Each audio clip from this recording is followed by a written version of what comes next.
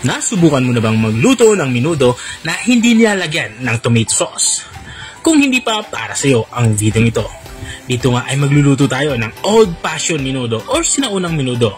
Tara, simulan natin ang pagluluto. Ang gagawin natin ay imamarinate natin yung karning baboy sa toyo, bawang, calamansi juice, at saka sibuyas. Maglalagay din ako dito ng pamintang durog. Kalahating kutsara nga ng pamintang durog ang aking ilalagay dito. At matapos nating mailagay lahat ng ating pang-marinade na sangkap, ay hahaluin lang natin to ng maigi. At saka natin to imamarinate ng 1 oras kung nagmamadali kayo. Pero pwede namang overnight kung hindi naman kayo nagmamadali. At habang nga tayo ay nagmamarinate ng ating karning baboy, dito naman ipiprito natin yung iba pang sangkap. Mayroon tayo ditong hotdog. Iprito natin to at itabi matapos nating maiprito. Mayroon din tayo ditong carrots. Ganoon din yung ating gagawin. Ipiprito din natin to at saka itatabi. Yung pagkakahiwa ko ng carrots ay medyo maliliit, saka manipis na parang pakwadrado na din. At mayroon din tayo ditong patatas. Ganoon din yung gagawin natin. Ipiprito din natin to.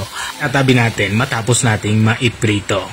At yung hiwa ng patatas ay depende, pero sundan nyo na lang yung hiwa ng carrots para hindi naman magkakaiba yung itsura niya, di ba?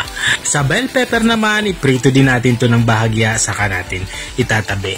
At kung hanggang dito sa parte ng aking video ay nanonood ka pa rin, ibig sabihin ay interesado ka sa aking ginagawang pagluluto. Baka pwede mo naman i-comment kung taga saan ka para alam ko kung hanggang saan umabot ang aking video.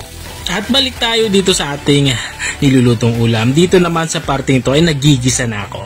Bali, naglagay nga ako ng bawang saka kain ng celery para mas mabango ang ating inilulutong ulam. At matapos nga lumabas ang aroma ng ating panggisang sangkap ay inilagay ko na itong ating na-marinate na karning baboy. Isa lang natin itong ating na-marinate na karning baboy. Natural sa karning baboy ang matubig, kaya magtutubig talaga ito, katulad na nakikita nyo sa video.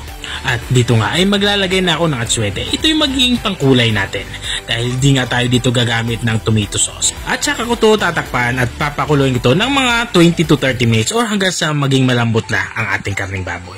At makalipas nga ng 30 minutes ay binuksan ko na ito at dito ay kitang-kita naman na na-drain na yung ating sabaw. Sigurado na ako na malambot na yung ating karning baboy. Sa parting ito ilalagay na natin yung ating hiniwang atay ng baboy. Hindi talaga mawawala ang atay ng baboy kapag menudo ang pinag-uusapan. Saka ko ito tinakpan para maluto naman yung ating inilagay natin ng baboy. At habang nga tayo ay nagpapatuloy sa ating ginagawang pagluluto ay gusto ko lang i-shoutout ang mga masusugid nating mga taga-subaybay. Big shoutout nga kay Sir Edmat Ann Garcia from Sison, Pangasinan. Shoutout din kay Virginia Alviar from Australia. At kay Sir Lander Ville from Turlac. Maraming salamat sa walang sawang pagsuporta dito sa aking page. At balik tayo dito sa ating nilulutong ulam. Dito nga sa parte nito ay halos patapos na din ako sa aking pagluluto. Nilagay ko na yung ating panghuling sangkap. Ito yung ating pasas. Makakatulong yung ating inilagay na pasas para magkaroon ng kaunting tamis yung ating nilulutong ulam. Mas masarap nga sa menudo yung may kaunting tamis.